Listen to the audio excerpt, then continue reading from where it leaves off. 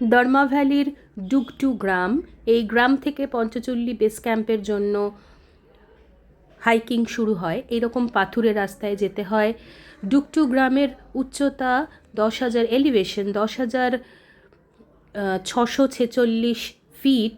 সেখান থেকে পঞ্চচল্লী base camp পর্যন্ত প্রায় 14,000 ফিট ওপরে উঠতে হয়। প্রথম 1.5 কিলোমিটার যথেষ্ট হাইকিং। তারপর অবশ্য জঙ্গলের পথে মোটামুটি উঁচু নিচু একটা সমান রাস্তা। ডুগটু গ্রাম, জনপদ সমস্ত কিছুকে নিচে ফেলে আমরা ধীরে ধীরে এগোচ্ছি। এখন সকাল বাজে 10টা, 10:30। ঠান্ডা যথেষ্ট রয়েছে, কিন্তু খুব একটা বোঝা যাচ্ছে না, কারণ আমরা ওপর দিকে উঠছি। অর্থাৎ সুতরাং হালকা শীত পোশাক হলেই যথেষ্ট। ফাইনালি ডুগটু গ্রাম থেকে প্রায় 3 কিলোমিটার ওপরে আমরা হেঁটে ওপরে পৌঁছে গেছি পঞ্চচল্লী বেস ক্যাম্প।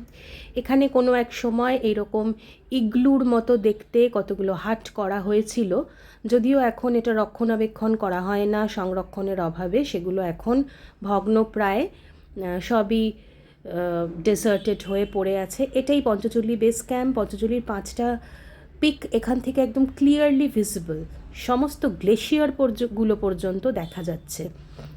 প্রায় ঘন্টা 2 লাগবে এই বেস ক্যাম্প পর্যন্ত পৌঁছতে। একেবারে নির্ভেজাল প্রাকৃতিক সৌন্দর্য। আজকে অক্টোবরের 18 তারিখ। এই সময় এখানে ঠান্ডা প্রচণ্ড বেশি, কিন্তু পাহাড় হেমন্তের রঙে সেজেছে, চতুর্দিকে লাল হলুদ রং। বেস ক্যাম্পের পর শুরু হয় গ্রাসল্যান্ড। আমি অবশ্য পৌঁছতে পারিনি, ওই গ্রাসল্যান্ড ধরে পৌঁছাতে হয় 0 পয়েন্ট। সে এক অপূর্ব লোকেশন, মনে হবে কোনো বিদেশি হলিউডের কোনো সিনেমার শুটিং চলছে। পাওলো আর ইন্দ্র, বাবা ছেলে দুজনে গিয়েছিল 0 পয়েন্টে। তার কিছু ছবি, কিছু স্টিল নেওয়া হয়েছে, ওই জায়গাটা আর ভিডিও করা হয়নি।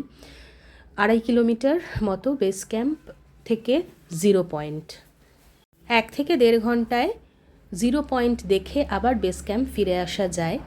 ফেরার পথে ওই একই পথে জঙ্গলের ভেতর দিয়ে, ফার গাছের জঙ্গল, অপূর্ব সুন্দর ক্রিসমাস ট্রি, সেই জঙ্গলের ভেতর দিয়ে আবার নিচে নেমে ডুগটু গ্রাম পর্যন্ত আমরা পৌঁছে গেছি। সব মিলিয়ে আমাদের 4-5 ঘন্টা মতো সময় লেগেছে ডুগটু থেকে বেস ক্যাম্প হয়ে 0 পয়েন্ট আবার ডুগটু গ্রামে ফেরত আসা।